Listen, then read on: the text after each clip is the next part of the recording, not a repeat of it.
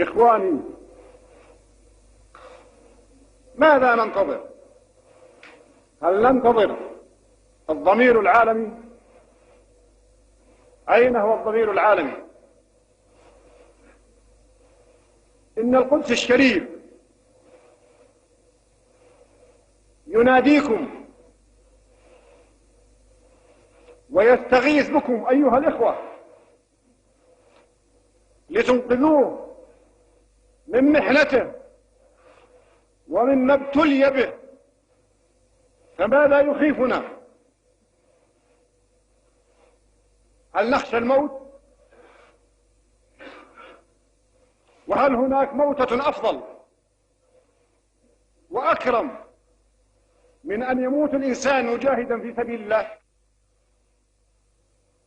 أيها الإخوة المسلمون، نريدها قومة ونهضة إسلامية لا تدخلها قومية ولا عنصرية ولا حزبية، إنما دعوة إسلامية، دعوة إلى الجهاد في سبيل الله، في سبيل ديننا وعقيدتنا، دفاعا عن مقدساتنا وحرماتنا. وأرجو الله سبحانه وتعالى أنه إذا كتب لي الموت أن يكتب لي الموت شهيدا في سبيل الله. إخواني،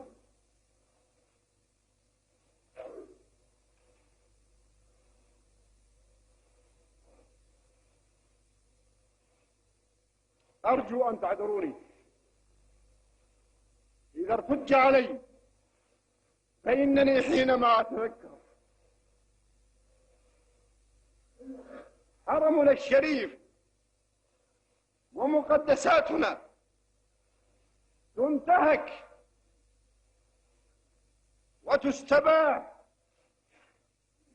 وتمثل فيها المخازي والمعاصي والانحلال الخلقي، فإني أدعو الله مخلصا إذا لم يكتب لنا الجهاد وتخليص هذه المقدسات ألا يبقيني لحظة واحدة على الحياة. الله أكبر. السلام عليكم ورحمة الله. من المؤمنين رجال صدقوا ما عاهدوا الله عليه، فمنهم من قضى نحبه ومنهم من ينتظر وما بدلوا تبديلا. رحمك الله يا فيصل رحمة الأبرار.